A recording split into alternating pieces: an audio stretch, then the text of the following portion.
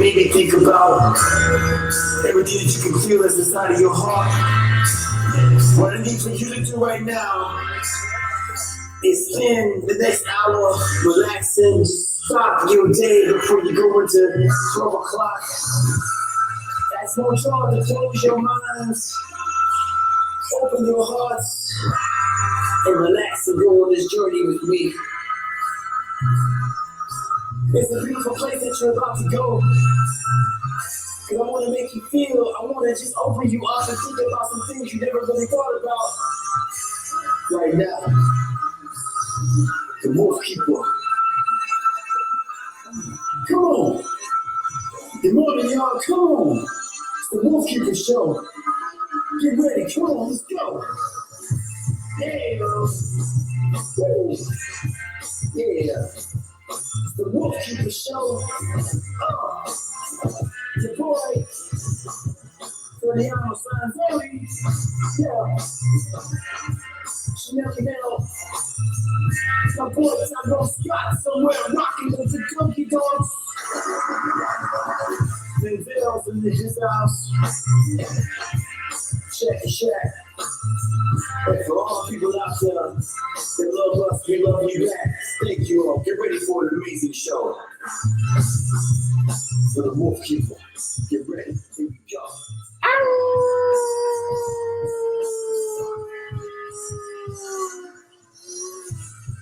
Yeah, y'all. Toriano Sanzoni, Wolfkeeper, here today with the beautiful, amazing Sunshine Ryan. How are you doing? Wonderful. Glad to be here. Man, thank you for being here. Thank you for coming in at the noon hour. We normally are 11 a.m., but we had to push it back a little bit. How are you doing? How you feeling? You look radiant. You're looking very radiant. I'm doing good. I'm here with you. That's what's up. So you have just phenomenal resume. You've done a lot. You've helped a lot of people with relationship, sex counseling, coaching, just energy exchange in general. Tell us more about you for people that don't know and have not heard, because you have an amazing counseling, coaching service that I'm all about. 2020 is all about getting a coach. So I would love to introduce people to what you're doing. So tell us about you. Yeah, so I'm Sunshine Ryan. I am a biracial woman, first off. I am a single mother of 5. I am a certified sexologist and an authentic tantra practitioner, and also the creator of Maya Birthing, where I teach women how to birth naturally without pain. You know what? And that's, man, today I said we're just going to brainstorm and talk about a whole bunch of great things. Man, where do we start? Let's start with sex. SEX equals love. Because I tell people all the time that for dog training, it's beyond dog training, because if you're off, the dog's going to be off, because the dogs can sense through pheromones, right?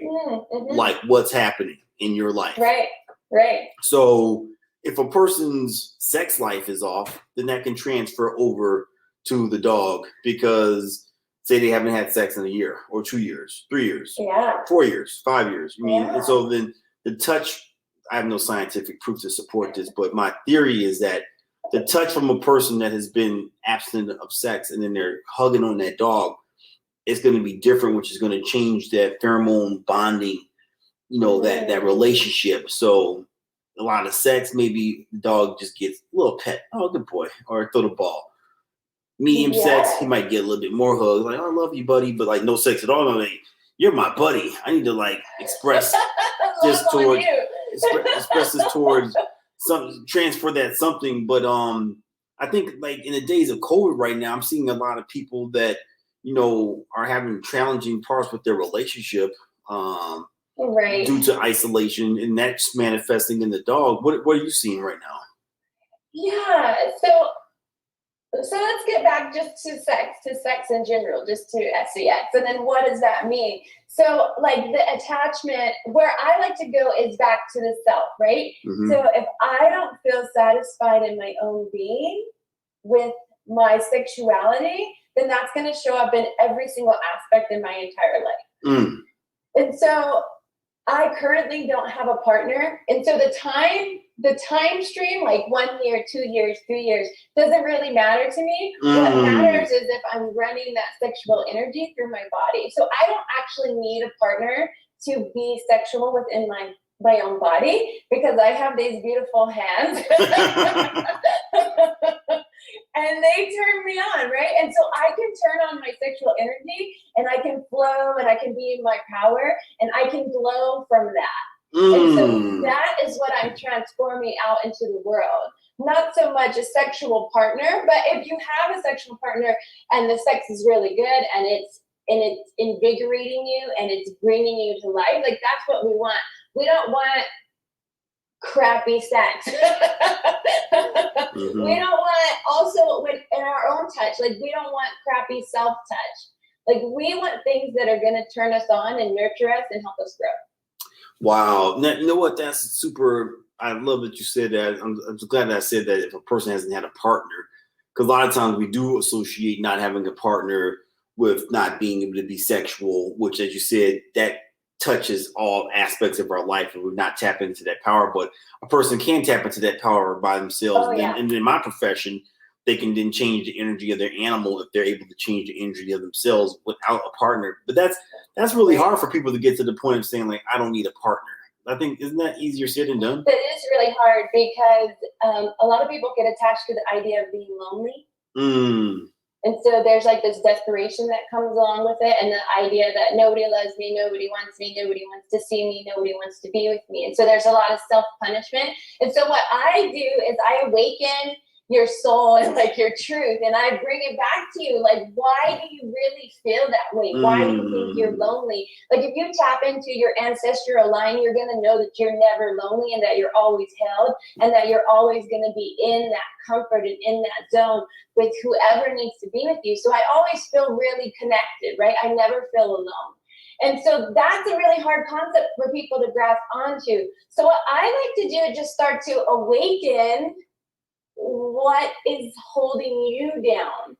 And really start to see, like, oh, I don't talk to myself that way. Why do I feel that way? What's the truth? What's really the root of the source of the problem? And I like to go there, and I don't even actually need to know what it is, but I do know how to heal it. And that's going to go back into tantra. So I study tantra. And so what we do is we tap into the 5 root poisons, and we start to activate those and move the energy through our energy body, through our body, using our sexuality, using pleasure, using connection with self, using meditation, using movement to awaken the spirit so that we can open those channels, that they'll all be flowing. Now, you just brought up a great concept I just thought about, like, a lot of these things, so self-love, self-touch, tantric, a lot of people aren't aware of these things. A lot of people would feel as if they don't need someone to help guide them through that. You know what I mean? Because it's like, it's just intuitive. Like, you're born on this planet and you know what to do. You know how to kiss someone. You know how to hug someone. You know how to love someone. You know how to make love. You know, all these different, like, they're just intuitive and they're not. Right. And then it goes back to dog training, right? Like, why do people come to you for dog training, right? Because they don't know how to always handle their dog. Right. Or why do you go to the gym and get a trainer? Because you're like, oh, I have a little bit of motivation, but I need a little help. But then how is it that then we don't feel like we should, invest, and commission someone like you to be in our lives, to be our love coach, our sex coach? And like, why is that such a thing that people, one, don't even know that that's a thing that people exist that help people with this? And then two, and then why is there such an unwillingness to even partake upon something like that? Yeah, so that goes back to social norms and a lot of shame, right? Like, you don't want to admit that you might have a block or a problem, or you don't want to admit that you might not be like the best lover or something like that's a lot of self-witnessing, and then you have to admit that. But we're not here to judge you. Like, we just want to just give you guidance and help you out. Like, it's not a place for be like, you're a bad person. And we that's not what we're doing. So what would be the steps for a person if they did want to? And the reason I'm asking this, why I want people to share this, because I found just in dog training, a lot of times I hear a lot of just different relationship, scenarios. It's not just about the dog. There's something bigger that's going on, right? But what would be the first step for a person? I'm saying, I know, because I'm super lucky to be connected. We're part of the same network where we get our information from. But what would be something encouraging to get somebody to take that first step forward in contacting you and discovering, this huge world of all the different things that how you open somebody up? Yeah, definitely. So, of course, you can just contact me directly through my website, sunshineryan.com. And then what I do is I set up like a 30-minute free consultation and just hear what your needs are and hear like what kind of aspects are bothering you. But I also run it's called Gourmet Sex, A Taste of Tantra, and it's a retreat, and I offer it twice a year, and it's virtual. And that's a really good way for people to just like dip their toes in the water and see if it's for them. And so the best thing to do is to find a coach that you relate to and someone that you resonate with, and someone you're like, oh, that person is really going to get me, because that's really how you're going to blossom, because we form this relationship, and relationships are so fundamental to your growth, right? A lot of people are like, no, I don't need relationships. I'm cool over here. But relationships are amazing because they poke you, right? And that's like a really good loving relationship should push you, should help you grow, should be a little uncomfortable, because that's how we're going to get those growth, the blossoming to happen. And so I invite people to jump into these retreats and just see if this world is for them, to see if they relate to it, to see if I can help kind of get them out of the patterns that they may have had, that they're holding on to, the habits that they're afraid to release. Because a lot of it is just patterning that we've done that we subconsciously don't even know that we're doing, right?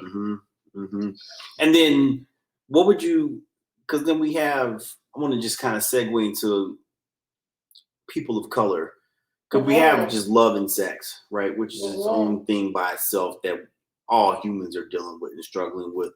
But then you have I was reflecting today over just my timeline from last year when my son said that he got tear gas in his eye because he was up in Minneapolis, and I felt really super sad. I started crying immediately, and it's really bummed me out. Like, why is someone saying they have tear gas in their eye in this modern day, and here's my long drawn out question. I just heard on a podcast yesterday that stress can subdue sexual desire if you're stressed out, right? Oh yeah. And a lot of people are just totally still stressed out about just the whole racial intensity that's happening right now. You mean just the attack of people of all different shapes, colors, religions, and everything. Being a woman of color, how have you been able to navigate during 2020, which obviously COVID, but then not just COVID, but a lot of people are not being aware that for people of color, it was even that much more intense for a lot of different reasons. Right. And the stress and the safetyness of it, right? So my whole thing is providing safety for people, and especially people of color or biracial people. Like, I want you to be able to come into a space and open yourself up and be seen without the fear of something happening to you. And so what do I do for myself? I have an amazing team of support, right? and I didn't always have that. And so I've had to create that in my life. And so I can open up to these people. They also are Tantra instructors, and just say, I'm having a fucking hard time. I don't know if I can cuss, sorry about that. Can you help support me? Can you hold me? Can you, and even virtually, like, can you send me some energy? Like, all of these things. So for me personally, being biracial and then having light skin also causes another challenge, right? Because people don't know what I am and then they like see me and they're like, oh, well, she's not white.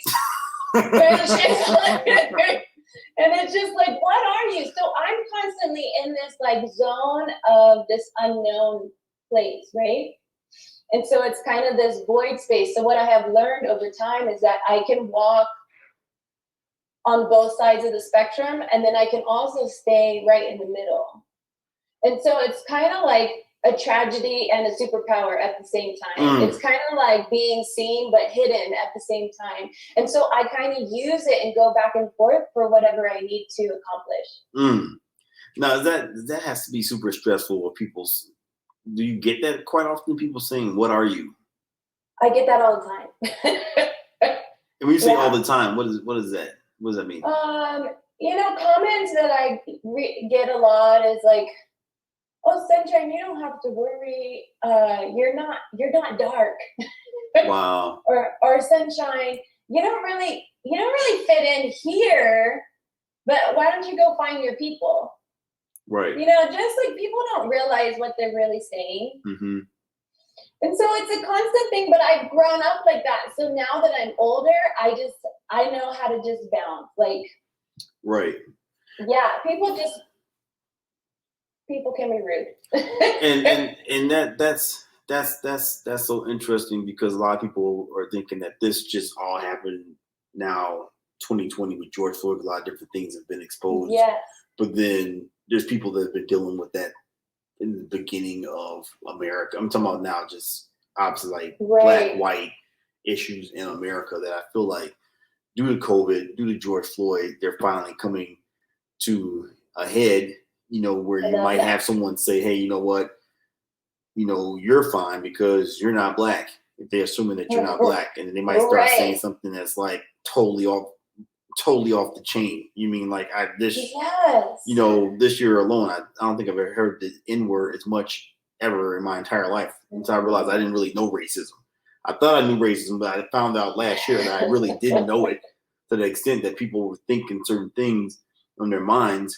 But then how are you, what are some things that we can leave for, because I know women of color are always under attack. But specifically now, because a lot of, you can just feel that. You can go into a CVS, you can go into a gas station. There's always this tension of like, better not say anything to me, like, because like people are like over it, like right when Vice President Kamala Harris, the person, woman that the door person was right, she's like, man, anyone says anything to me today, it's on. They say anything about Kamala Harris, is on. Like, just constant, like, I have to defend myself. Like, how do we? Yeah, what I love about Black women is their strength, like their ability and their adaptability and our power to keep moving forward, even in the face of diversity. And that is something that Black women are just so incredible and just awe-inspiring to watch and to witness. And the weight that they carry, and they carry it so well, like it's not anything. And I think this comes, from our past, right? And then we tap into our ancestors and how strong they were and how they are still with us, moving us forward. Something for them to do, which is really simple, is to breathe. And I know it sounds like, what do you mean? But in our society, we just breathe really shallow. But if you start to deep breathe and really take that breath in and take that air in and let that oxygen move through your body, that in itself is so relaxing and gives you enough strength to keep moving forward. Just breathe. Just breathe. Just breathe. Like, yeah. And then I would say, go home and orgasm. But when you're on the move, keep breathing. Keep breathing. You know what? Yeah. And so that, I love that, because that really, covers all my topics that I just asked you beforehand, as far as person's influence, their energy and influence on their pet. I mean, a person feeling that they need a mate. I mean, a person dealing with race or sexuality, homophobia or, any kind of ism out there, that at the end of the day, you don't have control over a person. You just maybe think that, like, just breathe. Because a lot of times you see a person, you're just so stressed out, you're like, ugh. Just stuck, right? Right. And I'm like, no, like, get that moving. Like, the air is cleansing. Like, people don't understand, like, how cleansing, and then when you breathe out, you're actually expelling the bad juju in your body. And so really taking those deep breaths in automatically slows the heart rate, right? Like, it automatically brings you back into consciousness. And so another thing that I love to do is, like, go home and explore my trigger, right? And so that's something that it's very hard for a lot of people to do, to be like, oh, I'm triggered right now. And then to witness it, right? And to see it from a kind of like a perspective point of view, instead of just falling into the trigger and then like raging, oh, I'm so mad. But instead going, oh, I am really triggered right now because so-and-so did something, but then start to look at it and go, why does that bother me so much? And then go home and kind of have this session with self and the trigger. And I do that quite often. Which that goes back to, I just had that conversation this morning with a great friend, Linda Harrod, about there almost needs to be like a COVID re-entry shock training class. Like you said, like people have to acknowledge their triggers and show this little card that they've been through it. Because wouldn't that be amazing if we had like an emotional competence or like emotional release class? I think you need to deal with it. Well, you just said triggers, because a lot of times, I say this all the time. You never know what triggers one person. It could be some weird little random thing that sets them off. And I bring it back to dog training. It's like when people say, like, my dog's never done that before. It's never done, but it's like, yeah, it was like you didn't train him to be prepared for that one thing that was going to turn him into Cujo. And then we all have that ability to turn into Cujo. Right, exactly. And then my trigger is, being biracial, I was often just like pushed aside, right? And ignored and not seen and told to shush and told to shut up and told to not speak. And so when someone tells me to not speak, triggered. Like when I feel like I'm not seen, triggered. I remember growing up and walking around with my dad, and every time he'd see another Black person, he would do little waves. What's going on? Like, you guys know each other? Right. I love it. And he's like, yeah, we know. Yeah, he's cool. And I was like, I never got a wave. Like, I felt so upset, right? Like, I never got that wave. Right. But now that I'm older, like, Black people know I'm Black right away. Right. It's the other races that don't know who I am. So now I get the wave, right? I get the what's up. I get the hey girl. Like, I get all of that. So there was a time though where I just wasn't seen. Like, I didn't exist. And I had to go through this growth of trying to make myself seen. And then my outlet was performing. And so on stage, I was seen, I was the spotlight, right? So, but then I had to realize in my life, like, how am I just going to show up as myself and be okay with being myself without having to perform on stage? And I think that's the challenge for people, because everyone, I mean, we wear these masks all the time. And we're constantly dealing with, like, it's just the opposite. I mean, I remember growing up and I was too dark. It wasn't cool. It wasn't cool to be dark in the 80s. Everybody wanted to be light skinned, at least in west side of Chicago. So it was like all these different things that people are constantly working out their identities. And then you think a lot of that stuff was just, specific to grammar school and high school. And you have people that are in their 40s and their 50s still dealing with, like, you don't like my hair, or you don't like how I look, or you don't like my skin color. You're dealing, like, I think COVID just brought out, it was like COVID to me was like high school 101 for a lot of people. Brought out everyone's insecurity. Just things that people hadn't dealt with forever. And these are things that if a person wanted to join your your tribe, your work that you do, these are things that you could help somebody with, correct? Oh yeah, definitely. Like that's what we're doing. Like my whole thing is embodiment of self. So I want to teach people how to be comfortable inside their own bodies. And so that was my challenge, right? Because I didn't like myself. I hated myself. And so I didn't like anything about me. Wow. So I had to grow up this whole time, and I'm 40 now, and I'm just starting to get this, right? Like that I'm okay within my own self. And so that's what I teach people. Like, what does it feel like to be in your body? And how does that feel for you? Are you comfortable in there? Are you afraid to be in there? Like, what's coming up for you? Right. And then we tap into the pleasure. Like, what does the pleasure feel like in your body? How do you like that? How can we make more of it? Like, these are things that I'm working. Wow. Let's we could talk about that forever. Let's talk about last week. I had Amanda Nicole Pino, a filmmaker in New York, on, and she's a doula. And then I said, if you could make films, specifically, you have all control, what are some specific topics you would talk about? And she said, the lack of healthcare, specifically for women of color, and how many women of color die in childbirth, or the complications that happen to women of color in childbirth. And I was like, I love when I hear about something and I kind of knew about that, but I didn't really know about that. And then I started talking to her more about it. I'm like, wow, this is a thing. And I started doing some research. I'm like, wow, this really is a thing,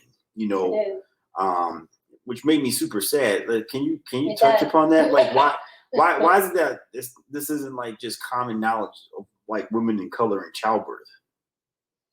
Yeah, why isn't it, right? Because if you look back at our history, like, we had babies all the time. Like, it was this beautiful process. And actually, midwives, like, where they were mostly Black women, were midwives. And so we kind of lost this education and this knowledge, right? And then we've been kind of brought into this society where we're not connected to that power anymore. And so my whole thing about birth is that birth is only painful if you are in a place of fear. So, like, if you're like in the movies, you often will see like women yelling at their spouse, "You look what you did to me! I hate you!" Like, whatever. But what happens at that time, in that moment of birth, is that you're allowed to speak your truth. And so a lot of fear comes out. And so what I do is I work with the women before they go into birth and get that fear out. Tell me what the fear is. Tell me, what's your birth story? Like, where is it coming from? And let's get that out so that you can have a peaceful birth and bring your baby into this world without the fear and without the stress that you've been carrying. Right. And so I hate to get into like the statistics of why the birth rates of Black mothers is so poor. Let's hear it. People really, it made me sad. I mean, I started doing some, people honestly, they don't know. And this is a big issue in America, in the world. Yeah. It goes, it gets into just how our world is set up, right? Like the source, the availability, the knowledge, the education is just not available to these women that live in, I want to say the projects, but that's probably not the right term, but in these poor communities. And so white women have more options available for them. They have more sources. They have more education. These things are readily available where they're just not available, or the women don't have the money to, like, say, take a course from me, right? But also they're not asking to take a course from me. So there's just like the information's not there, and sadly it just gets pushed down to the side. Yeah, and I see that too. I remember this woman one time, she asked me, she was a young girl, she probably was like 21 or 22, but she was asking me questions about her baby, which I was like flattered. But at the same time, I was like, wow, like education really is an issue because, you know, regarding in general, but especially regarding sex, and then especially regarding babies, because babies are probably one of the things that people just assume that you know, that you don't need a coach. You for sure can use a coach for everything, but a baby is definitely one of them. And then with women in childbirth, because that could go a lot of different ways. Where just in dog training, I've had clients that have suffered from postpartum and just like really stressing out about this brand new baby and the pregnancy and the labor. And my aunt worked in labor and delivery, so I've heard labor and delivery stories for years. You know, my other aunt works in the NICU unit, so I've been around that world, but I never really thought about it till my friend Amanda was talking about being a doula, about, wow, how does that really set the tone? Like, does that really make a difference of how you come into the earth? I mean, on some level, on an ethereal level, you're like, for sure. I mean, like, it definitely sets the tone. When the baby is in the womb, and if the baby is in a safe environment, it can actually build its brain for either survival or for smarts. So if your baby is brought into a world of high stress, it's going to actually form its brain for survival. Wow. And then if the mom is stressed, and then the mom is stressed throughout the entire birth process, and then brings the baby into the world while she's in high stress, the baby now has the embedded stress of the mother. Wow. And so for the lifetime, and this is really hard for people, is to, you know, you cut the umbilical cord, but you really have to cut the umbilical cord within your own body, for your mother's life. So your mother is not you. And a lot of people just don't understand that they have to separate themselves from their mother. And they need to love their mother or what have you, like still have a relationship, but they need to form their own identity, not the identity of their mother that was transformed and passed on to them. Wow, that's heavy. But it's heavy. Well, because I think that people, I mean, who's really thinking of, I mean, and you totally should. I mean, I have to always bring it back to the dogs. I mean, we do it when we say, like, there's a lot that I can do with a day-old puppy. There's tons of different things. There's a lot of things you can do in utero, right? But it's like, no, it's just a dog. It's like, but it's a living creature, right? So there's for sure, my puppies from in utero to 8 weeks will look different from this other person's puppies, right? Yes. I know that for a fact, right? Right. Just little things I'm going to do with talking to them, reading to them, showing them different temperatures, you know, showing them different textures, you know, showing them music and sounds and eating on different surfaces and heights and water. I know that to be true for a puppy, right? Why aren't we so super hell bent and doing the same for a human in utero to the first 8-9 months? Yeah, and it goes back again to just the education. Like, even I'm in a psychology class right now, and the teacher was like, birth is terrible, it's horrible, and it's a very painful experience. And I was like, oh my goodness, like, this is what we're still teaching to this day. Wow. Like, I'm in a college class, and I was just like, why are you teaching this? Like, you're embedding that idea into every single person that birth is a terrible thing. Wow. Was that a male or a female? It's a female. Wow. I know. I was blown away that this was the content of the material to this day, right? Wow. And so you're not hearing a lot of people going, no, birth is beautiful. You step into your strength. Like, it's a transformative, it's this experience. The woman gets to know how strong she is, how gorgeous she is, how powerful she is, and you get to bring this child into the world. And the whole process is amazing, right? Like, you don't hear a lot of people saying stuff like that.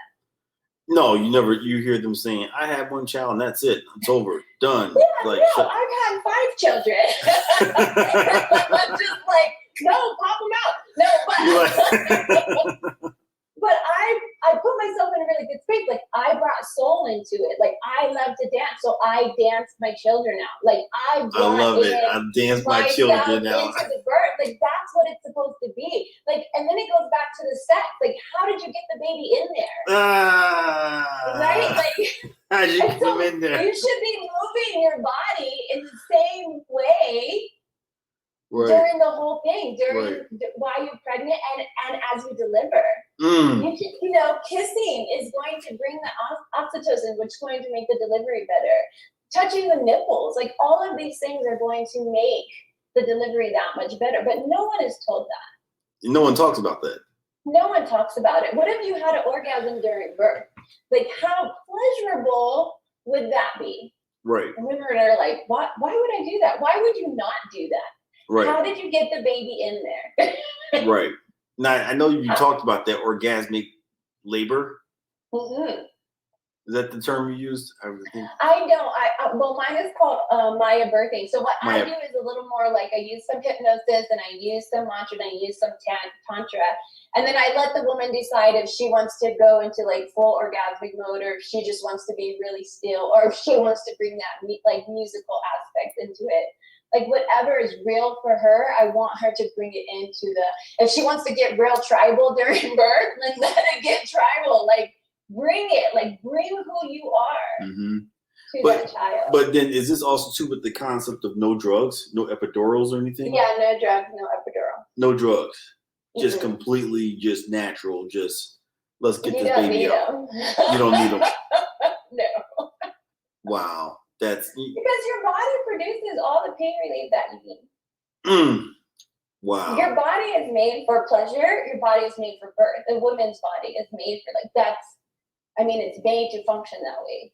And only through history and through people saying false information do we start to believe that we're not made for it. That we're not made to orgasm. That we're not sexual. Wow. Wow. And I think that definitely goes back to what we were saying earlier regarding the education of people not understanding just the mechanics of how all these things work together. Yeah, well, society is still afraid to talk about sex. Yeah. Especially our society. Yeah. And why is that? Yeah. I was going to say men.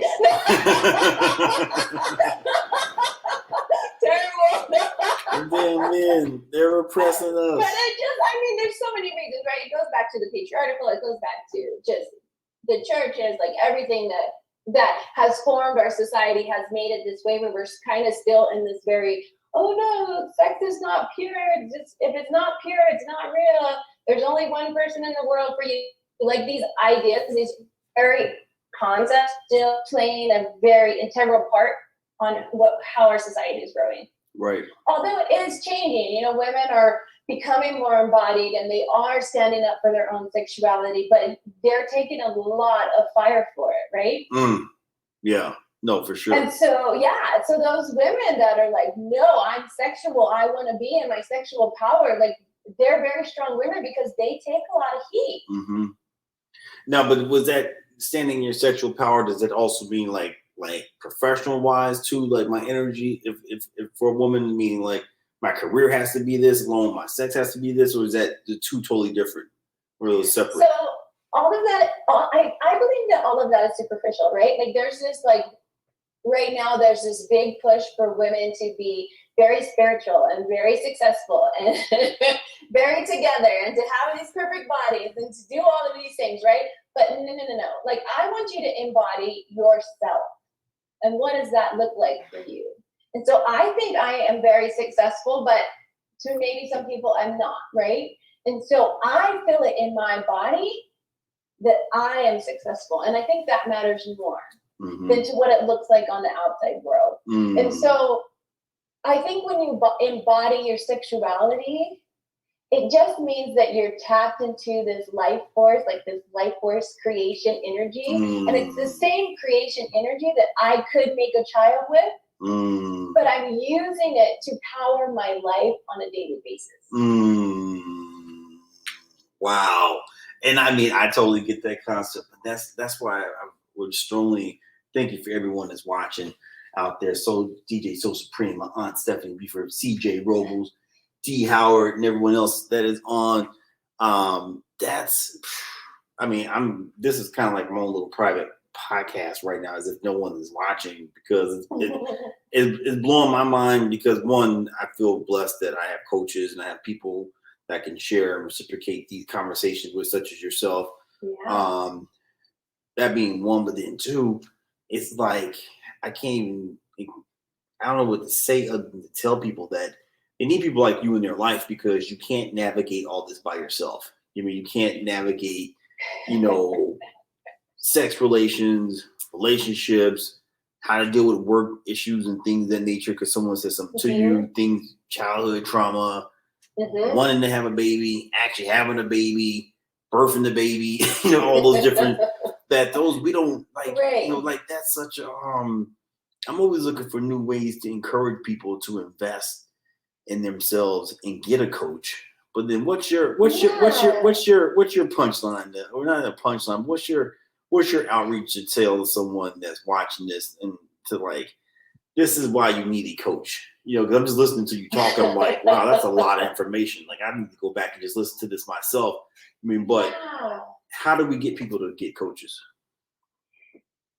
The drive has to be there, right? There has to be a point where you hit and you're just like, I can't do this anymore. Like in your own life, where you're just like, why am I still struggling? Like, why am I still dealing with things that happened 25 years ago? How come I haven't moved past this situation that happened? And so you need to find people that, again, connect with you. And so you could go get a talk therapist, but I don't believe in talk therapy. Like, I'm a holistic coach. I'm somatic. I work with the body because I want to open your energy channels. Like, we can mentally run through something over and over and over. And this is how most of us function. We're just running it. It doesn't actually clear. We're kind of like nitpicking. We're like, oh, I'm going to just like nitpick at this, like a scab until it's just bleeding. I'm like, no, like I want to heal the body so that the scab will heal. I want soft skin. Like, I don't want to have scabs on my body. Like, and so I just want it to a point where I can see the situation. It's still there. I don't need it to go away. But now I've turned down the volume of it screaming at me. And so now I'm like, oh, I can see it differently. And now I can move past what that is. And now I can really come back into this space. Because really, we have forgotten who we are. And it goes back to like that infinite and that relative self. Like, there's a relative self that sits in the space of everyday being, right? And we have to be this person at work. And we need to be this person social. Yeah, we need to be this person at home with the kids, right? But when we keep going back into our infinite self, that person is like innocent, right? And we forget this innocence and we start looking through closed eyes. Like, we stop seeing the world for what it is, for its beauty, for its curiosity, for its greatness. And so what I'm doing is I'm starting to open those eyes again. I'm starting to reopen the curiosity, like when you were a child, before things started to get crazy. And so that's what I really recommend to people. Like, look at the world through those curious eyes, through those innocent eyes, before you got labeled. Before you got put into a category, before the racism put you down, and now there's a lot of hate surrounding you. Before all of this stuff happened, you were just a being. So drop into that being.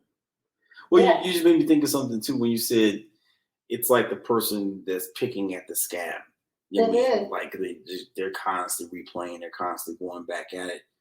But I mean, that's really easier said than done for a lot of people. I mean, especially depending upon what that trauma is, as far as letting go of that past, being in the present, moving on to the future. Right. How do you get that person to that point to leave the scab alone? Practice.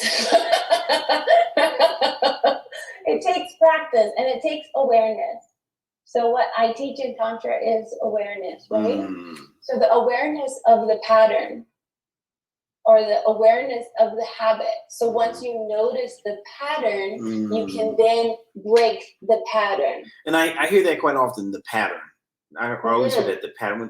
Are they talking about like an actual pattern, like person goes? So let's think of this.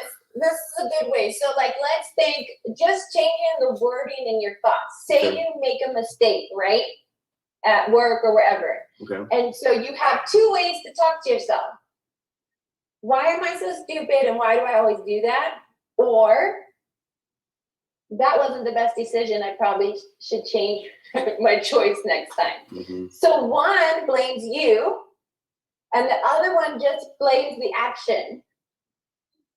And so that little shift in consciousness is going to help excel you forward, because that's a pattern, right? So that's the pattern. Like, how do you talk to yourself? Or the pattern, like in relationships, like you often will hear people be like, I always date the same tragic person. It's a new person, but it's the same lesson, right? Because the lesson's going to repeat until you can bring awareness to it and see that maybe you're trying to heal some trauma that actually has nothing to do with the person you're dating, but your father or your mother. Right? And so what you constantly want to do is just track your patterns and be aware that you are doing this pattern in your life. Woo! And then that, wow. Whew. I'm just thinking when you said that, it's like, that goes back to why a person needs a coach, because it's like, you can't do that all on your own. That's a lot. Yeah, and it's so nice to have, I have coaches, right? Like, I have coaches. And I was just like, you know what? I am so sick of this. I'm so sick of me not believing in myself, and me hating myself, and me hating myself because I'm biracial and that nobody wants me, right? Like, this was my belief that I literally believed that I was trash, right? Like, I used to tell myself that I was the bent can in the back shelf of the store on the clearance rack. Like, I literally believed that for most of my life. Wow. And so I had to find someone that I related to. And so I found a biracial coach. And she helped me. And she just said, you know what? You don't have to do that anymore. You don't have to believe that. You don't have to do that. And it's taken years for me to get to this point. It's not that it happens overnight. It's just that I'm putting in the effort daily to tell myself that I'm okay, that I am a whole being, that I belong here. Wow. And that's the thing that I feel, and I thank you for sharing that intimate information, because a lot of people are struggling with that, especially Black Americans right now, like feeling like you do belong. You mean, regardless of whatever the world has programmed you to be, or the world has said that you are, you know, that you're not with that title that they put on you. And that's a lot, because I don't think people really think about, like I said, growing up in the 80s, like, it wasn't cool to be dark skinned. I mean, like, we joke about it, but what does that really mean? We know that was a thing. You mean, for sure, 100%. Right. You know, like, get out the sun, you're gonna get dark. You know what I mean? Or Black folks using, you know, skin bleaching, products. You know, like, which a lot of that goes back to slavery, which wasn't that long ago. But people, if you're watching this, I really want people to think about, like, needing a coach. I mean, because my coach said the thing that changed his life, Cody Harvey, was when he realized that he needed a coach. Like, he said, I was doing all these different, he said I was doing these great things, but I was just hitting a wall because there was no one to guide me through it. And so really, you're investing in yourself. And so that causes a lot of issues with people, because a lot of right, to the kid, you give to the church, you give to the community, you give to everybody else, but you won't give to yourself. But if you're not giving to yourself, if you're not strong within your own being, you're not actually giving to the other people. No. And so you have to find that strength within yourself. So finding a coach is something that you do for yourself. And I said I'm a single mother of 5. I don't have a lot of money, right? But I will always make a way for me to invest in myself, for my kids' sake, for my sake. Because if mom is happy, everybody's happy. Absolutely. And I tell people that all the time that and you get something different from everybody in that somebody might say my coaching experience is $500, somebody might say it's $5,000. You know what I mean? Exactly. But I also to encourage, I think about this guy named Paul Fenimore who started Hairline Creations. He invented the toupee. And I remember one day he was like, you know what, I just can't keep giving you this information just for free. I love you, but I don't have the time. I don't have the time to just hang out with you like this. Cause we would go for lunch, once a week. And he's like, I remember him saying like, it's not going to be a lot, but just it's going to be this a munch. And I think it was something like 6,000 or 7,000. I was like 28, and she was like, like I can't even imagine, spend. But we don't invest the finances into ourselves specifically to find out information about how to have better sex, how to make love, how to kiss, how to make a baby, how to birth a baby. All the different things that we talked about. We know we don't know them, but then we don't invest in them either. You know what I mean? And that's what I would like to just encourage people with. Thank you so much for sharing all your information on this podcast. Where can someone go find Sunshine Ryan? Where's the best place? I have a website called sunshineryan.com. Okay.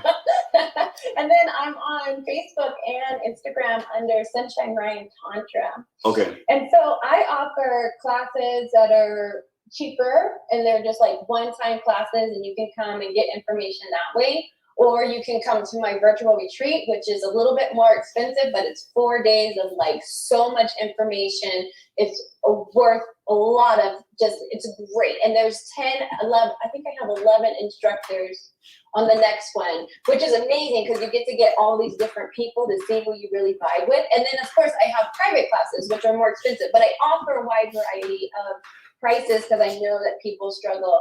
And then even for myself, like I was like, oh, I really want to take this program and it's kind of out of my price range. I know it took me 2.5 years to get to the point where I was actually ready. So that's still processing, right? Like when you're like, I really want to take this program for my self-benefit, but it's going to take me 2.5 years to get there. You're processing, you're healing through all that time to get to that point.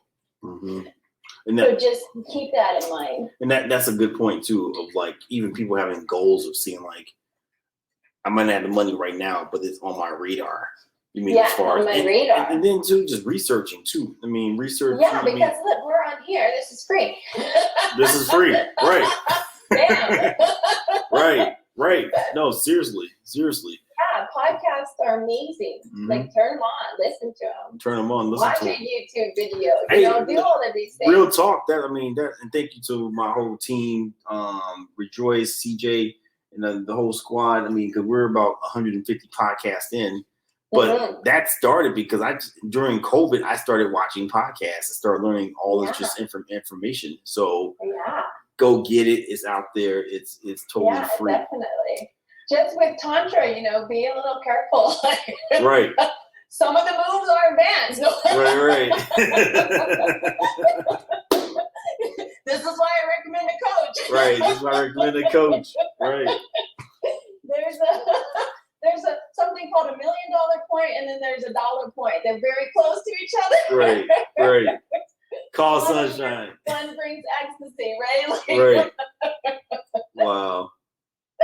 Man, thank you so much. I'm asking everyone, please reshare this broadcast with Sunshine Ryan. Thank you for giving us your energy.